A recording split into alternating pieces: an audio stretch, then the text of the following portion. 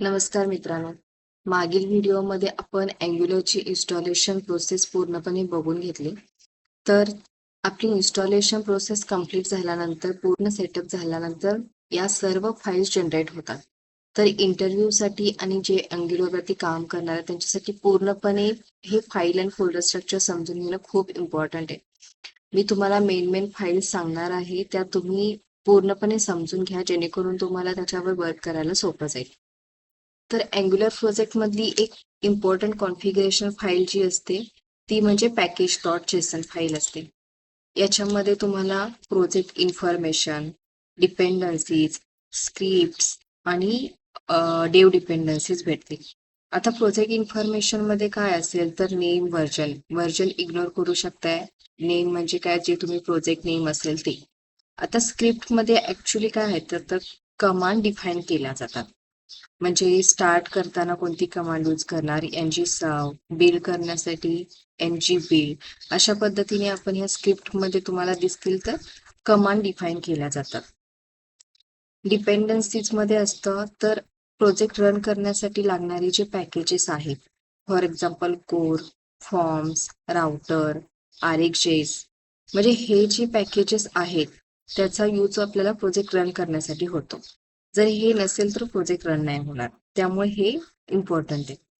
आणि लास्ट वाला पार्ट जो आहे डेव डिपेंडन्सीज, तर हे जे आहे ते डेव्हलपमेंटसाठी लागणारे टूल्स आहेत.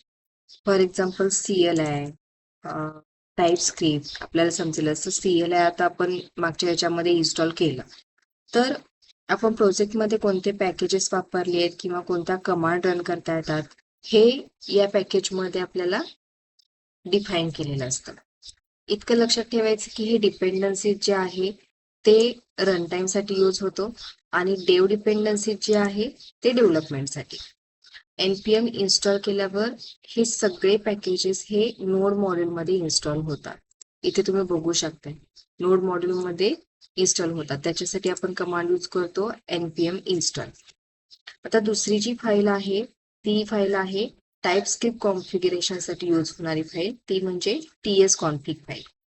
तर याच्यामध्ये टाईप स्क्रिप्ट कोड कसा कंपाईल होतो हे डिफाईन केलेलं असतं. इथे तुम्ही बघू शकताय compiler options, angular compiler option, files आणि रेफरन्सेस.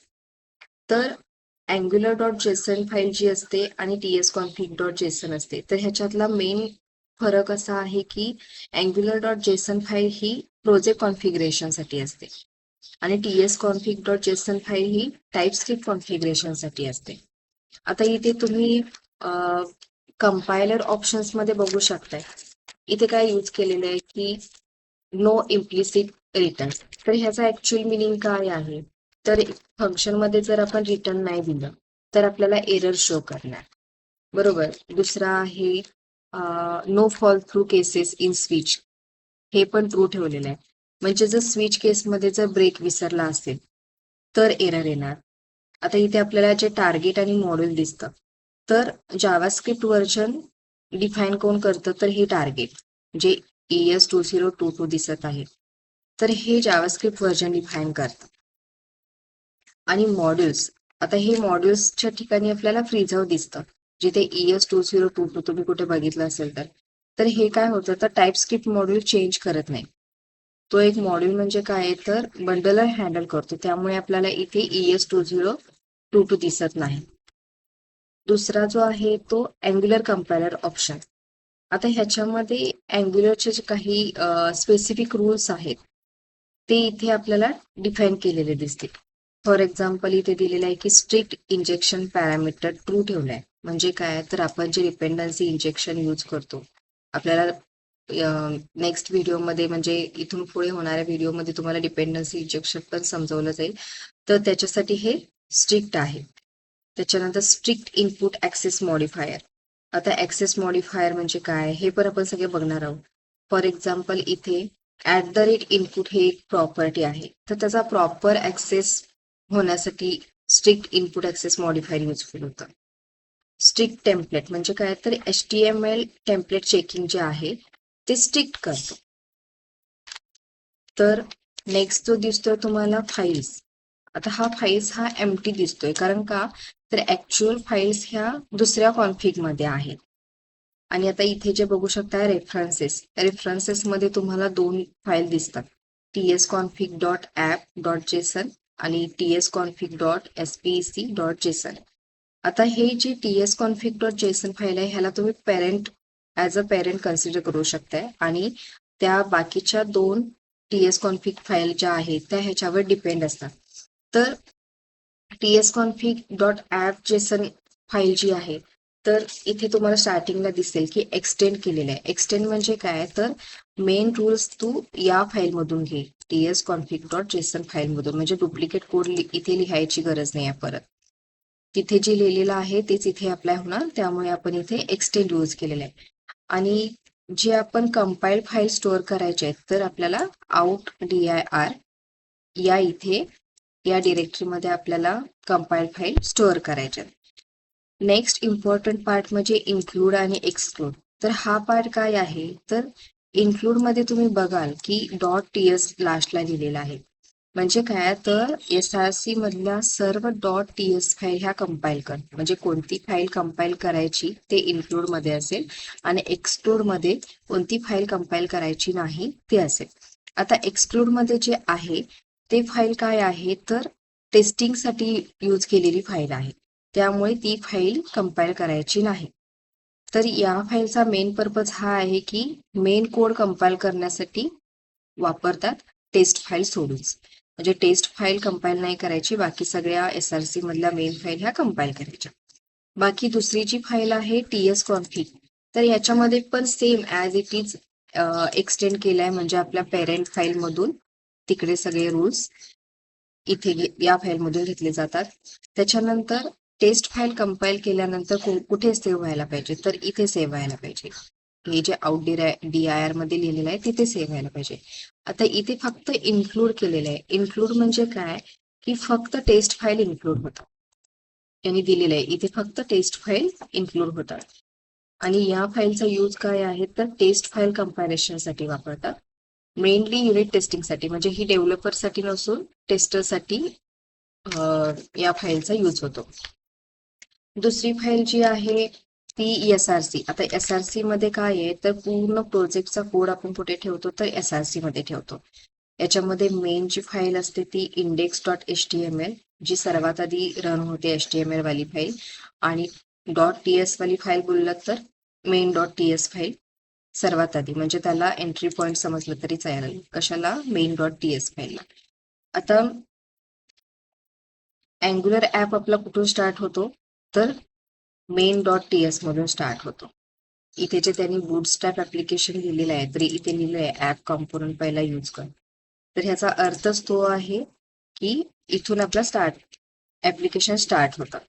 दुसरी फाईल जी आहे ती style.css, म्हणजे आपल्या पूर्ण कम्प्लीट ऍप्लिकेशन साठी जे CSS यूज करायचे आहेत ते आपण इथे देणार आहोत. म्हणजे ग्लोबली CSS डिफाईन करण्यासाठी या फाईलचा यूज होतो. दुसरी नेक्स्ट फाईल म्हणजे ऍप मध्ये बघाल तुम्ही, तर ऍप फोल्डर मध्ये आपण पूर्ण अँग्युलरचं लॉजिक इथे असणार आहे. ऍप config.ts फाईल मध्ये सर्व्हिसेस आणि प्रोव्हायडर डिफाईन केले जातात. आपल्या प्रोजेक्टसाठी काय सर्व्हिसेस लागतात, काय प्रोव्हायडर लागतात, ते आपण इथे डिफाईन करतो.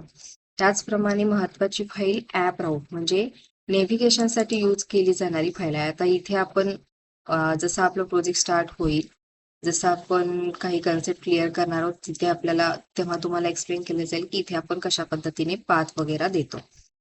आता एवढ्या फाईल ह्या तर इंटरव्ह्यूच्या दृष्टीने खूप महत्वाच्या फाईल्स आहेत, पण इथे एक 2-3 फाईल आहेत ज्याचा यूज आपल्या प्रोजेक्टशी काही नाहीये, पण त्या माहिती असणं खूप गरजेचं आहे. म्हणजे त्या डिलीट झाल्या किंवा नाही झाल्या तर त्याने त्या परत रिजनरेट होतात, बरोबर. तर दुसरी फाईल जी बघतोय आपण, git ignore फाईल.